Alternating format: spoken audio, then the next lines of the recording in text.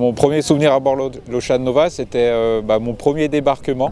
On était arrivé au matin au niveau de la baie du 14 juillet. Ma toute première fois à bord de l'Ocean Nova, ça remonte à 2013. Alors ma première fois à bord de l'Ocean Nova, je crois que c'était en 2022.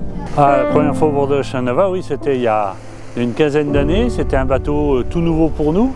Je suis venu presque tous les ans depuis 2012. Je me souviens de la première saison, c'était 2016.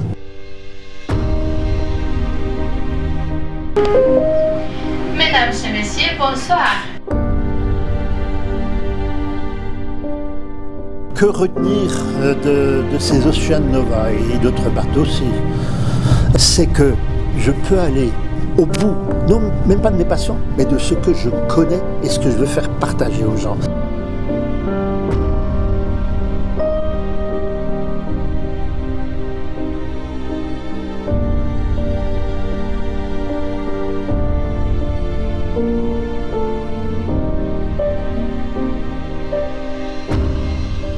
Petit point information.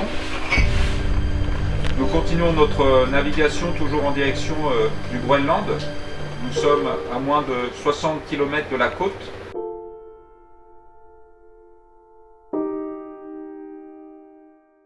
S'il fallait donner un qualificatif à ce dernier voyage d'Ocean Nova, je dirais, de manière presque prosaïque et simple, résumé.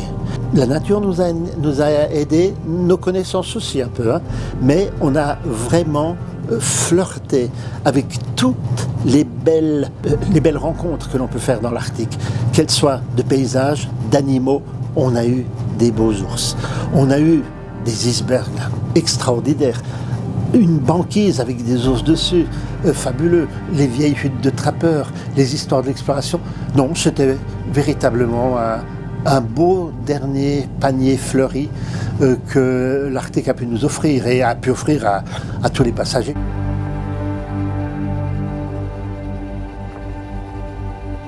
Bienvenue à la Lloyd Cabane.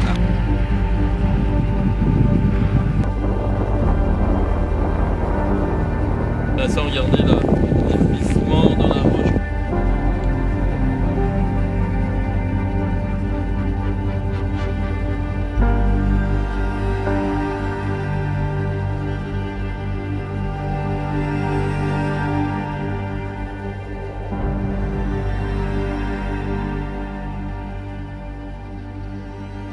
On a vu durant ce voyage, effectivement, d'abord vu de loin, on a vu un gros ours. Qui dit gros, dit mâle chez les ours. Et qui dit ours, dit seul. Et il était en train de manger. Un ours, ça peut manger 35-50 kilos. 50, c'est un maximum. Mais 35 kilos d'une traite, quoi. Et on a découvert cet ours, effectivement, qui venait de tuer un phoque. Et on le voit parce qu'il mange d'abord la graisse. Et puis, quand on est arrivé, on a vu effectivement un autre ours. Et donc, cet ours et son jeune se sont approchés seulement. Que faire par rapport à un gros mâle qui potentiellement peut tuer le jeune, qui de toute manière peut courser la femelle? Alors, c'était de l'intelligence, c'est-à-dire une approche tout lente. La femelle a demandé dans son langage non perceptible pour nous, parce qu'il y a environ une trentaine de cris différents, et nous on en perçoit 3 ou 4 seulement. Elle a demandé, écoute bébé, reste derrière, là, ça va chauffer. Et puis elle a approché. Qu'est-ce que vous faites quand vous êtes par rapport à quelqu'un de gros, de puissant, de plus fort?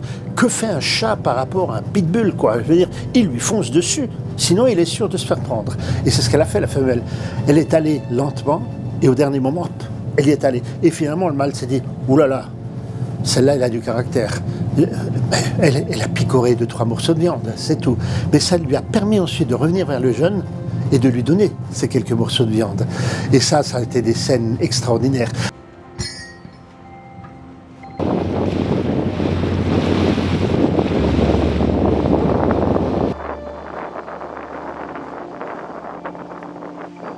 Ouais, c'est vrai qu'ici, on a un équipage, pareil, toujours constitué des mêmes personnes qu'on retrouve croisière après croisière, année après année.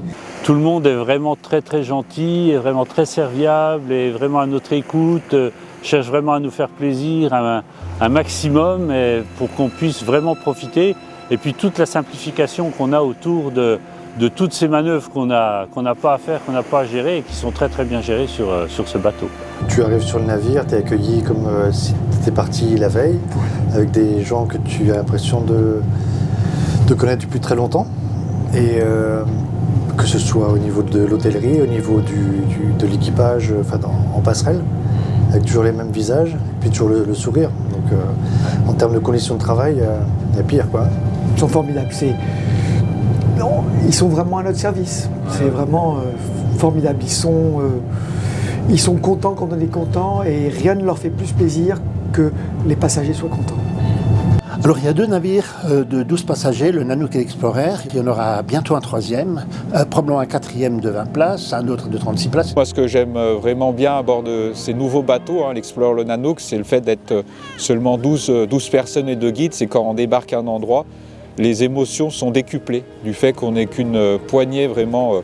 On est vraiment dans un milieu unique et en plus le fait d'être peu nombreux, on ressent encore plus cette chance. On est un petit peu seul au monde, parce que je pense pour moi, bientôt la solitude ou d'être en petit groupe, loin de tout, vraiment seul dans un milieu, ça sera une des grandes richesses du monde actuel. Et vraiment ce côté-là, d'être que 12 personnes, c'est vraiment un plus. Donc on recherche un petit peu quelque chose d'unique et aussi l'empreinte qu'on a quand on est 12 est totalement différente que lorsqu'on est plus, quoi. On est vraiment juste éphémère, nos quelques pas vont être vite effacés, donc on protège encore plus les milieux qu'on découvre. Quand on débarque quelque part, il faut débarquer en petits groupes. Sinon, il y a un piétinement de la végétation. Sinon, on effraie les animaux. Quand on va dans une communauté, là, à Itokotomit, il y a 350 habitants. Coulursois ou sur Apalou, il y en a 40-50, quoi. Je veux dire, on ne peut pas débarquer à beaucoup. Il faut y aller avec modestie, prudence, je dirais même, en tout cas, grande modestie dans ces communautés. Et ça ne peut se faire qu'en petits groupes. Pour moi, c'est primordial de venir au Svalbard ou dans les régions polaires en règle générale sur un navire comme le Westland Explorer. C'est un navire qui est quand même grand, il fait pas loin de 50 mètres, donc il est très confortable, mais en même temps c'est une petite capacité, il n'y a que 12 passagers, et donc il y a un vrai lien entre l'équipage, l'équipe d'expédition et les passagers, donc ça c'est génial, et forcément sur un bateau de cette taille, il y a une flexibilité qu'on retrouvera sur aucun bateau d'une capacité supérieure. Si on a la moindre observation, la moindre opportunité, en l'espace de quelques instants, on peut mettre les zodiacs à l'eau et on est parti. Et donc ça donne une impression de liberté et d'exclusivité que j'ai jamais retrouvée ailleurs sur aucun autre bateau d'expédition. Sur les petits bateaux, on est, j'ai envie de dire, presque 24 heures sur 24 au contact des passagers, parce que depuis le matin avant le petit déjeuner jusqu'au soir, bien après le dîner, on est présent et on est toujours intégré aux passagers, aux discussions qu'ils peuvent avoir. On est toujours là pour répondre à leurs questions. Le contact va venir être encore plus proche. L'intérêt des petits bateaux, c'est qu'on concentre beaucoup de passion. Passion des gens qui sont prêts à découvrir en petits groupes et les guides les meilleurs, automatiquement. Et donc, ça nous amène, s'il y a quelque chose à voir, quelque chose à découvrir, d'être extrêmement réactif. Il y a un ours blanc quelque part, on est dans les zodiacs 10 minutes après. Là, ça va très vite. Il y a une baleine, on détourne le bateau. Alors évidemment, il y a des protocoles. On ne fonce pas sur les baleines, soyons clairs. Il y a des protocoles d'approche, etc. Mais on est prêt tout de suite. Sur un petit bateau, on ne compte pas les activités. Parce que faire le tour d'un iceberg, débarquer rapidement sur la banquise, 1 fois, 2 fois, 3 fois, se détourner pour voir un ours, faire une croisière entre des plaques de banquise, c'est tous les jours.